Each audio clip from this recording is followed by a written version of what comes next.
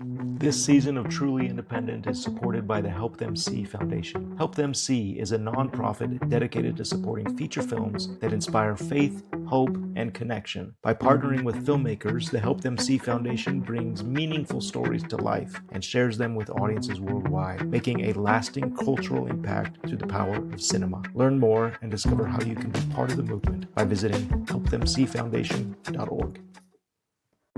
Welcome to Season 3 of Truly Independent. I'm Garrett Batty alongside my co-host Daren Smith. Each week, we'll go in-depth with guests, industry experts, and we'll even share our own experiences, all with the goal of demystifying the independent film process. This season, it's all about the script, from the first spark of an idea to a polished final draft, breaking it down for scheduling, budgeting, and ultimately shooting. We'll walk through every step it takes to get from page to production. Welcome to Truly Independent. Garrett, my friend, how the heck are you? Hey, I'm doing good, Daren. How are you doing? I'm good, man. Although, I will say, it's festival season, and I've got a little bit of FOMO going on. Been watching all the news from Venice, and then Telluride just started, and there's a bunch coming up in September and October, and I'm just like, I'm missing out on all the things. You want to be there. That's just in your nature to be there at the festivals. I do want to be there, but for me, festivals are leverage. Like, that's where stuff happens. That's where an hour of your time you could spend with 50 people or with one person, and in person is always better. So I don't know. What happened though is I ended up buying tickets to 3 different festivals, and now I'm going to 3 festivals over 10 days in October. So Is that right? I am. I'm going to go to the Newport Beach Festival for a few days, and then follow that right up with the AFI Fest for 2 or 3 days. Then I'm heading to Austin on the 24th through the 29th. And I've never been to the Austin Film Festival. I've wanted to go for easily 10 years. So this one I'm very excited for. Plus, AFI Fest seems to be a big one in the industry. So it just feels like, okay, I'm going to go and I'm going to be present, and I've got enough of an email list and a LinkedIn following that I'm sure I can connect with dozens of people at each festival and get some stuff moving. Oh, that's exciting, man. Those seem like 3 really good ones to choose. So I'll be excited to hear how those go for you. We need to we need to get the Truly Independent tour bus going There you go. and just do some interviews at some of these festivals. Dude, come out to Austin and we can just record a bunch, because you've got a bunch of writers out there for the festival. So we're talking about writing and development. Maybe that's the one to go to. I like We it. shall I see. like it. Well, good. Well, that's exciting, and that's a good segue. Speaking of writing and development, this week's episode, we're going to be talking about scripts and just the difference between a spec script or a production script, and when to write what, and how to let whatever you're writing inform what you are writing. Yeah. Is that the convoluted there? That's perfectly convoluted. I love it. So I think that was sufficiently clear. Why don't we talk first about defining these two? Because sometimes, if you haven't done this before, if you're listening to this and you're trying to get into the industry, you're trying to learn all the lingo, you may hear things like spec scripts or production scripts and go, wait, what? So, we typically define a spec script as something that you're writing to be sold. So you're going to give it or sell it to a production company, a director, a producer, a group, a company, and say, here's my script that I wrote. Please go make this, and I'm going to go write my next spec script. Ideally, you're getting paid for that. Ideally, it's close to or above the Writers Guild minimum. You mean when it sells? Yeah, but you write it on spec, so you're not being paid up front to write it. Right. I think that's an important point to clarify, is that it is nobody's paying you, nobody's initiating that. You're either writing. When I lived in LA, there were people that would write spec scripts for episodic television. These are not in the writer's room, they're not being paid, but they say, oh, I've got this funny concept for a Seinfeld episode, and they'd write a spec script. And those become kind of a calling card where you're saying, look, I know I wasn't paid to write this because I wasn't hired to work in the writer's room or hired to write this for a production company, but here's what I'm capable of as a writer. So spec is short for speculation. You're writing it on speculation, and in the hopes that it will forward your career, it will get read by the right people, it'll land on someone's desk who can go, ooh, I want to rep this person, or I want to hire this person, or I want to produce or direct this script. So that's a spec script. So how's that different from a production script, Garrett? I think a production script is you are writing to make it. Like, this is you're either working for the production company, or it's you as the independent producer, the truly independent minded producer says, look, I'm going to write now, or I'm going to hire a writer to write this production script that we're going to make. And it's just the parameters will be a little bit different, and the goals will be a little bit different. Yeah. Let's dive into some of those parameters and goals, though, because I think that's an interesting differentiator between the two. Like with a spec script, the ones that I've written, we kind of didn't have any consideration for budget or scope or any of that. It was just like, what's a movie that we would like to make? What's fun on the page that makes us look like we're good writers? These were scripts that I was writing with my buddy Alan. Now, and we did a handful of spec scripts and we did a handful of production scripts through our 9 years of working together and writing together. But like we said earlier, spec script's really like a calling card. You're using it to say, this is what I'm capable of doing when I have no limitations around budget or scope or anything like that. So you can really showcase your voice, you can showcase your style, you can showcase your chops. And really, like what I was saying earlier, the goal is to, very similar to if you wrote a novel on spec, the goal is to attach somebody to the project, to the script. So you're going to get representation or a producer or a director or an actor or a production company or a studio that's like, we want this thing that you made because it's really good. So the stakes and the accountability and all that is kind of lower because you don't have to be accountable for, we can't shoot this on a $2 million budget. It's way too big. It's like, well, I didn't write it for a $2 million budget. I just wrote a good script.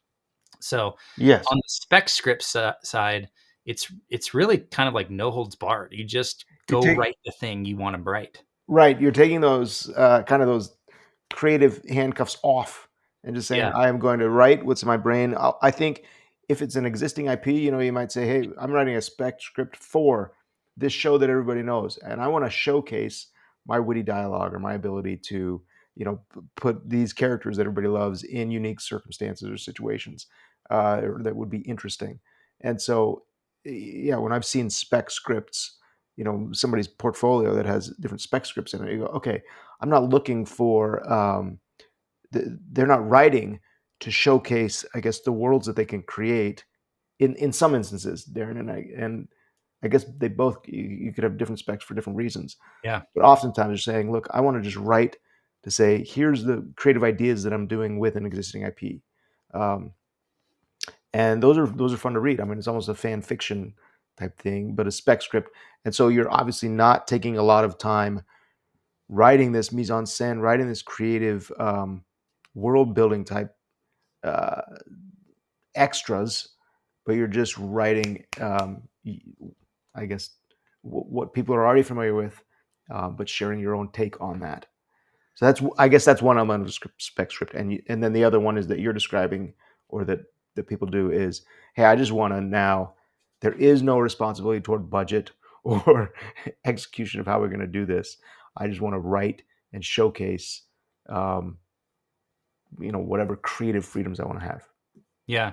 Years ago, like writers' Twitter was a big thing, more so like 5 to 10 years ago than now. I'm not even on X anymore because I don't like the platform anymore. But like, I built a pretty cool, network of screenwriters and directors and producers and executives on Twitter.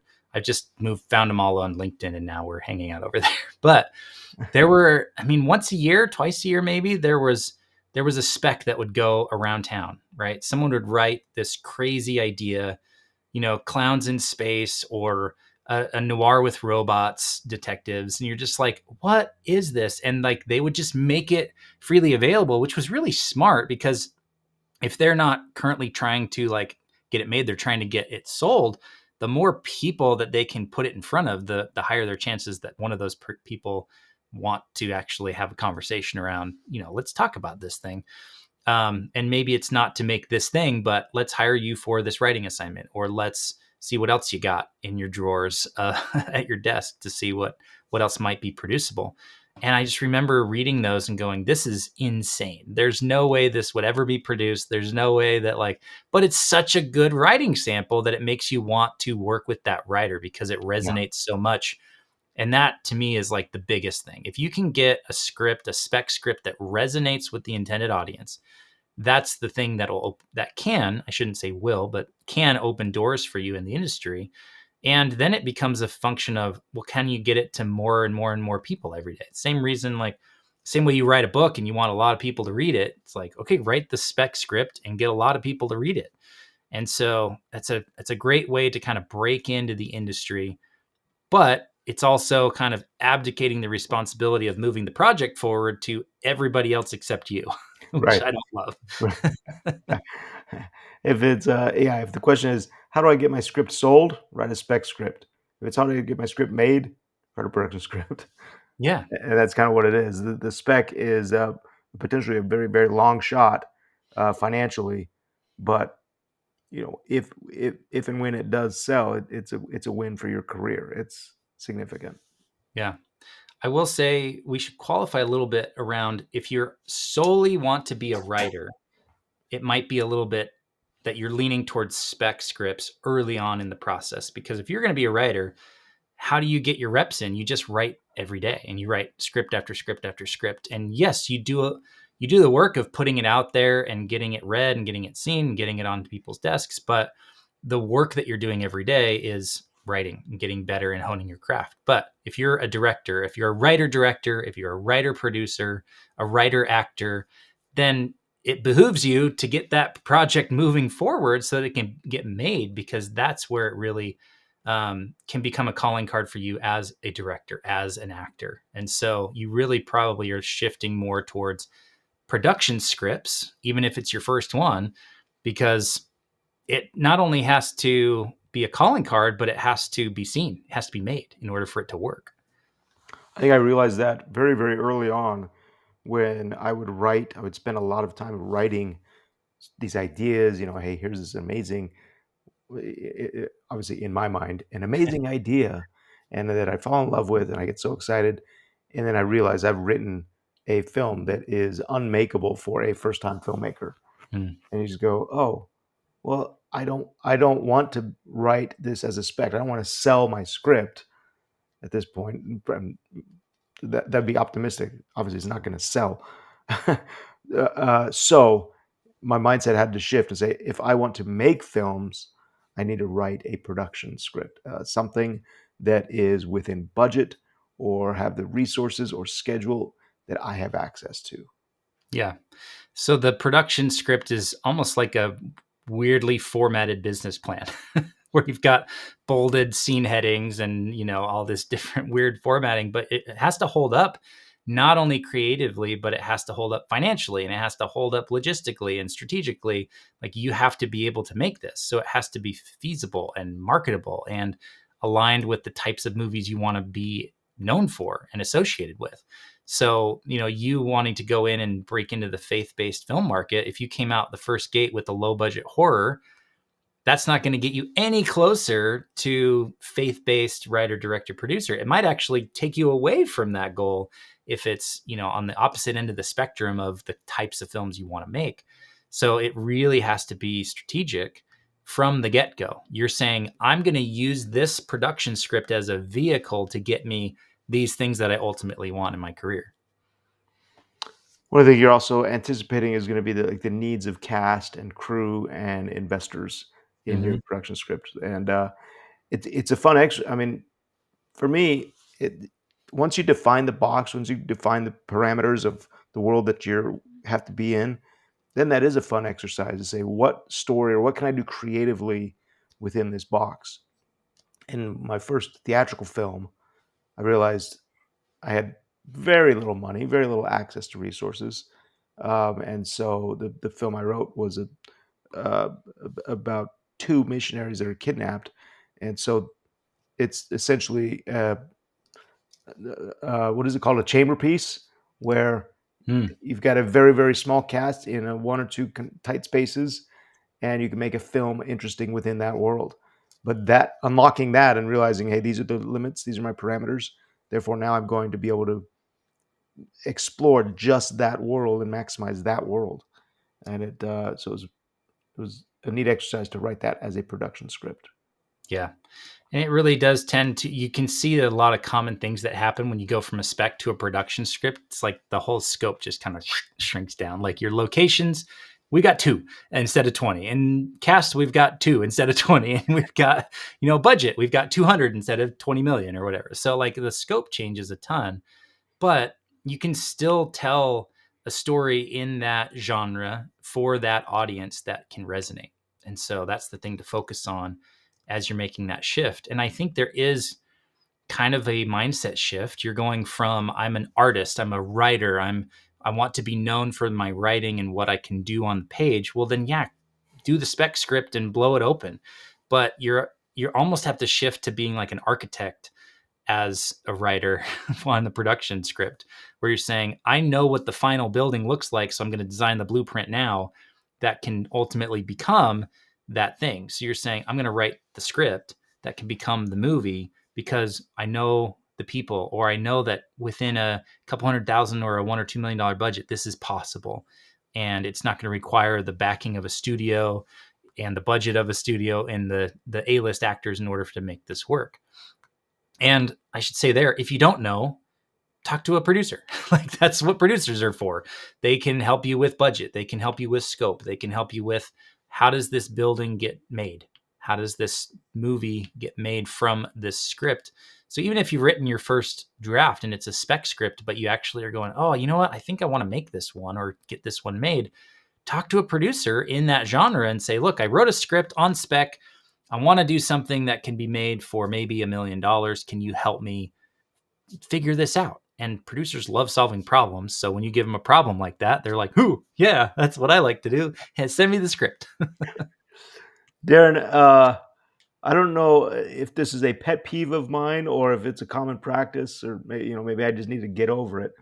But I read scripts where it's probably more of a spec script because it's being sent to me, but there's camera direction and kind of acknowledgement of production, like how we're going to do this. And for me, that's always kind of it pulls me out of the story, pulls me out of the moment, and I always think, why is the writer dictating to the director how this scene is going to play? Um, am I oversensitive on that, or what's your take on that? I think potentially. I think whatever frame that you're coming at it with is a made up one. There's no right or wrong way. Like, Okay.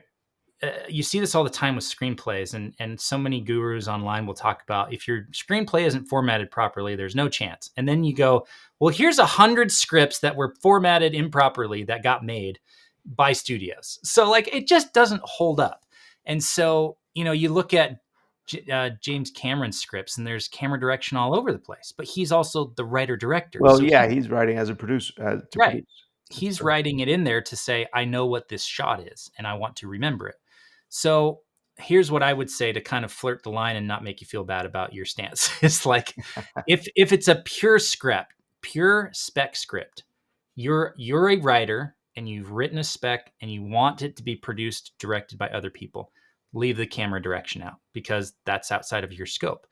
But if you've written it as a production script, it's totally fine to have camera movement in there, and we see and the camera dollies and push in on and extreme close up on, because you're showing us that you know what the film is going to look and feel like. And I enjoy reading those because then it's like, ooh, that's an interesting choice. Why did they go to extreme close up there?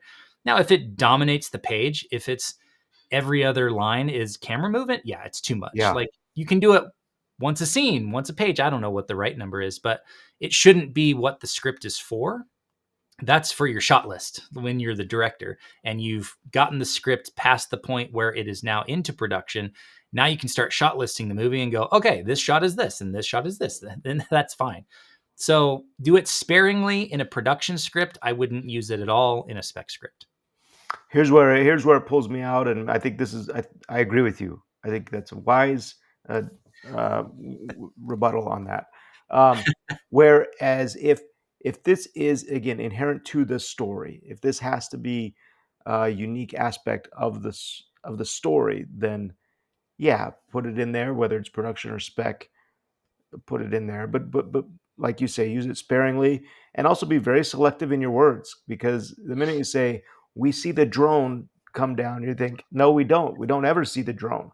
Yeah, no. So is it just a high angle shot that you're trying to say, or Yeah. what? We see the camera move, and no, the camera is not a part of this movie. And so I think that's when it's done poorly, it pulls me out. Yeah. So I guess, Instead, you could just say looking down on the house from above. sure, That's not a camera direction. That's just putting the reader where you are when you're seeing the story play out. yes, So I've got I've got one for you to give me a rebuttal on.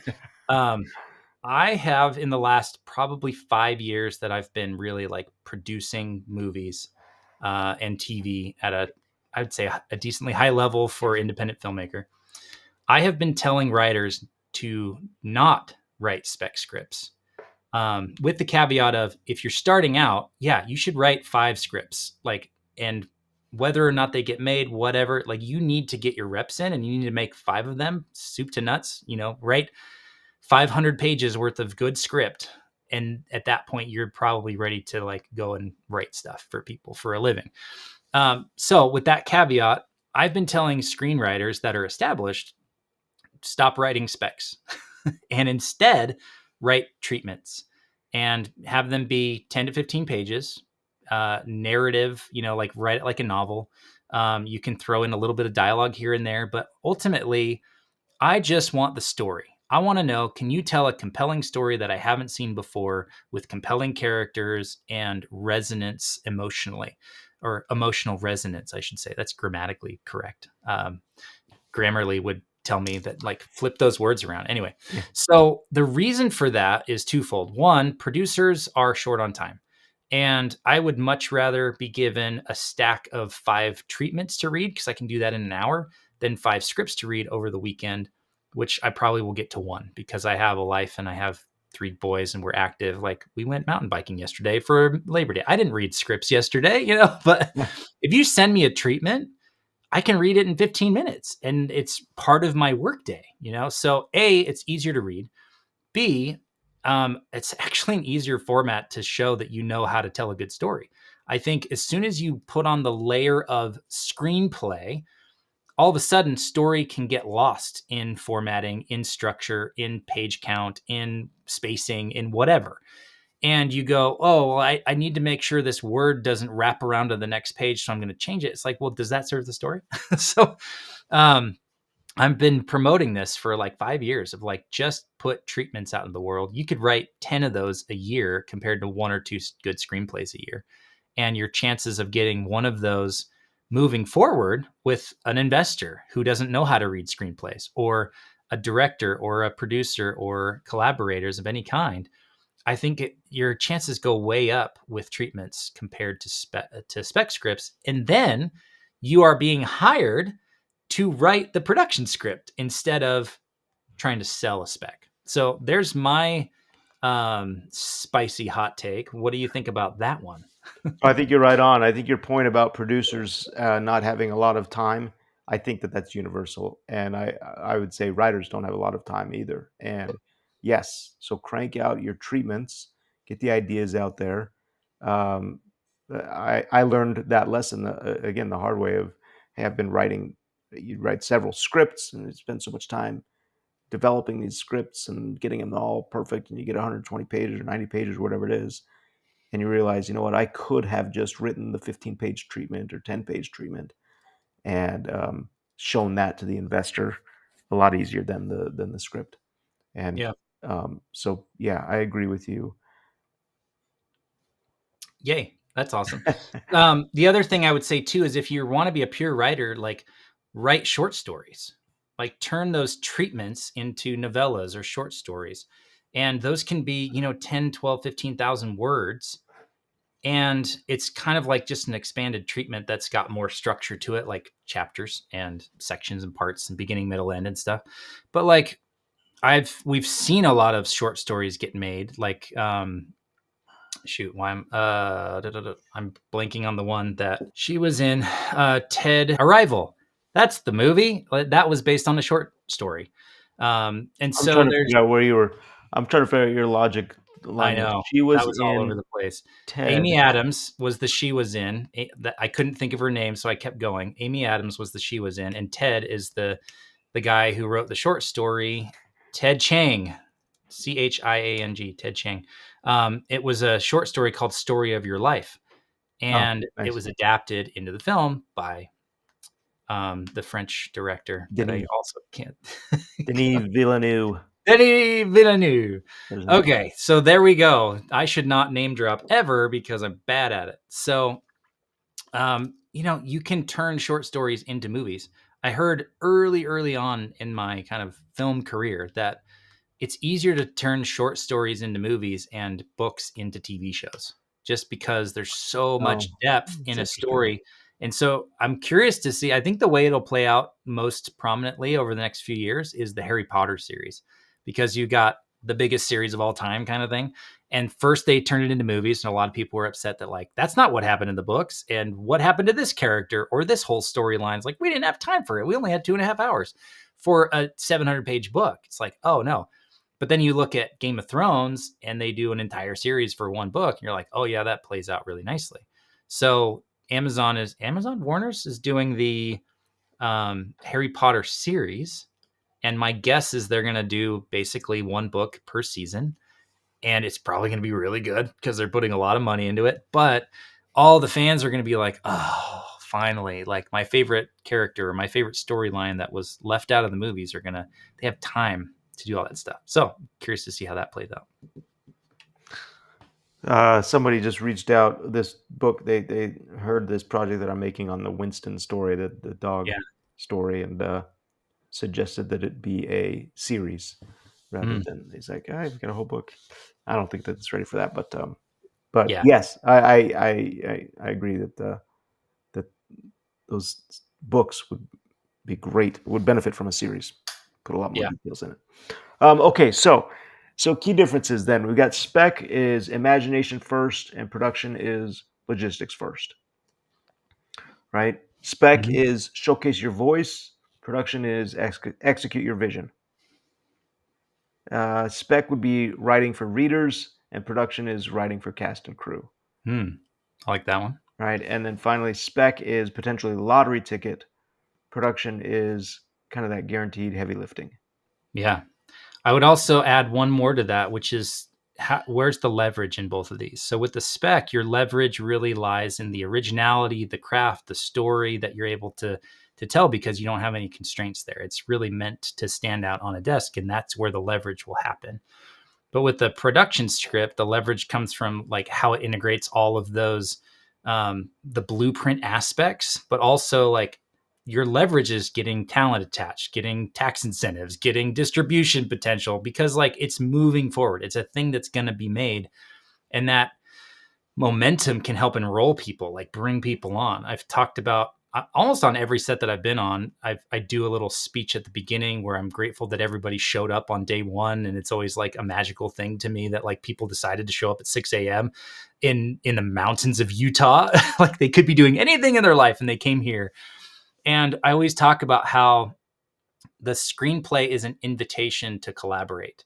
Mm. And every one of those crew members that showed up and cast members that showed up at 6 a.m. on a Monday said yes to the invitation. And that's such a cool thing. And now we get to have a party for the next 3 or 4 weeks where we get to have fun, we get to play, we get to collaborate, we get to make stuff.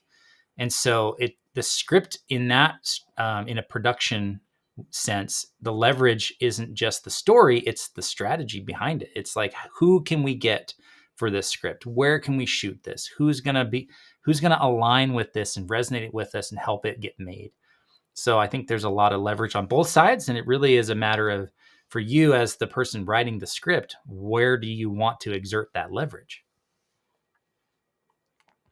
So I mean, it sounds like yes, both approaches are going to be valuable, right? Mhm. Whether you're writing your spec that it kind of hones your craft and shows what you're capable of, or you write the production, which is that invitation to collaborate. I guess they're both, but it's invitation to be resourceful, collaborate, and kind of more market minded. It's just it helps as a writer to know the difference, to know which hat you're wearing, right? And either one is going to, I guess, make you a stronger writer. So keep writing. Yeah. I will put one final plug though into production script, because if you look at what was it 2 years ago, we had Barbenheimer, right? We had the two biggest movies of the summer, Barbie and Oppenheimer, written by two filmmakers that got their start with little scrappy indie movies. So Christopher Nolan's first feature, Following, was made for like thousands of dollars. Like it wasn't a huge budget. It wasn't a spec he was hoping to sell. It was one that he wanted to produce because he wanted to be a writer director. And so he just reverse engineered the outcome and said, oh, I'm going to make it as easy as possible to make this thing. Let's do black and white, natural light, nonlinear structure so they could shoot over the weekends and hide the continuity issues and all that stuff. And it gave him leverage, not because the story was the best ever or because it got read by the right people, but because he made it. And it was a singular output by a director. And look where Nolan ended up. He's still making the biggest movies. And he just, this summer, the big thing that he did was, The Odyssey is coming out next year in IMAX, and they put the tickets on sale a year in advance. And no one's really even seen a trailer yet. They just saw that 5 people that they like are in it, and Christopher Nolan wrote and directed it. Like, that's leverage, starting from a production script. The other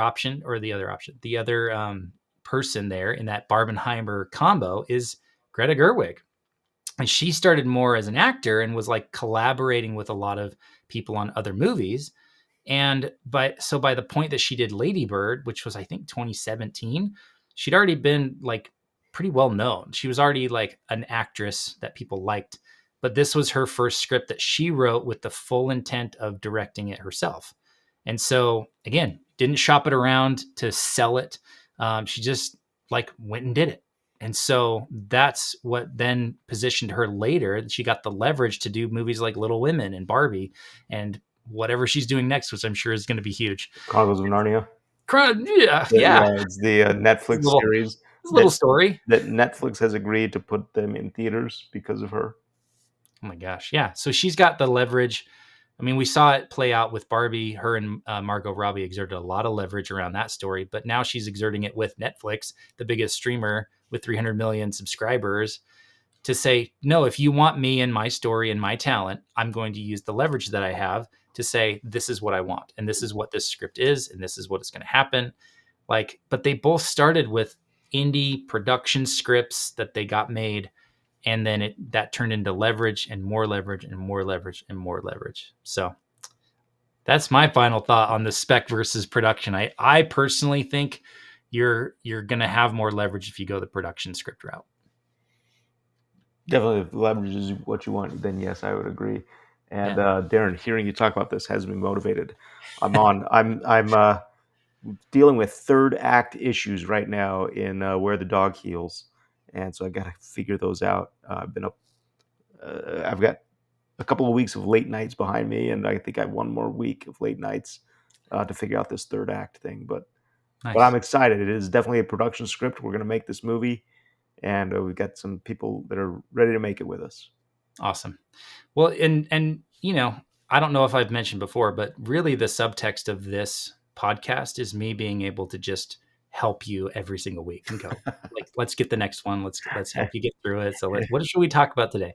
The listeners are popping into our coaching sessions is what it is. And then every once in a while we do therapy sessions because we're like, this is hard. Why is it so hard? Well, hey, I'm excited for you. We're recording this, I think, a week before your producer retreat. Yeah. And, congratulations on that. I'm looking forward to doing our event there. What is that? That special screening and a Q&A? Yeah, it's going to be good. That came together in such a fun way. Maybe we take a minute or two on this, but like speaking of leverage, let's use that as our pivot point of like, when you build an audience of people, which we've been doing over the last year, concertedly over this podcast and like your email list and my email list. And I started really focusing on LinkedIn last year and, added like 7,500 people to LinkedIn and a couple thousand to the email list. And it's like, people will just start telling you what they want from you and your business. And so there was this demand from the audience to say, we want in person, we want you to work with us one-on-one or in a group setting beyond just like a monthly live call, which is an hour long. And so I put out a feeler and, 100 people raised their hand and said, yeah, I'd be interested in that. And then I said, okay, we'll put down a deposit. And then a dozen people put down a deposit. I was like, well, I could sell 12 tickets to this thing. And then I did. And it was like, okay, well, that emerged from the fact that I had an audience that I was building actively all the time. And so I would just say, continuing on with our ideas of leverage and where are you headed with your career? Like, along the way, be sharing the process of writing these scripts and telling people about them and building an audience of support. Have an email list and release your next scene or your next chapter of your short story, over your email list. And you never know what's going to happen. You might be hosting a writer's retreat at Sundance in 2 years. Who knows? So it was very cool how that came together. It's probably bad timing on my part. I should be focusing on fundraising. But, I was like, I love Sundance in September. Who doesn't? Let's do that. Good. Well, I'm excited for you, and I'm looking forward to hearing how that goes. Yeah. We'll give an update in 2 weeks. It'll be fun. Okay. That sounds great. Does this conclude our episode? Did we wrap this up? I think so. I think so. Writing? Yeah, get back to writing. I'm going to get back to fundraising and, keep moving projects forward. One of these days, I'll be able to say that our little proof of concept short is moving forward. I feel like it is, but we're still waiting on moving forward. So we'll have some fun talk about that, and like going back to our conversation on proof of concepts and why to make those, and give some behind the scenes as far as like how that's coming together. So excited for that too. Fantastic. I'm excited for that. If you're listening to the episode and have writing questions or concerns or ideas, send those in or comment on what we've talked about today. Awesome. Thanks for listening, and be sure to share it with other people. It's growing slowly and steadily, and I love it. Yep. Thanks for sharing the episodes. Thanks, Daren. See ya. This season of Truly Independent is supported by the Help Them See Foundation. Help Them See is a nonprofit dedicated to supporting feature films that inspire faith, hope, and connection. By partnering with filmmakers, the Help Them See Foundation brings meaningful stories to life and shares them with audiences worldwide, making a lasting cultural impact through the power of cinema. Learn more and discover how you can be part of the movement by visiting helpthemseefoundation.org.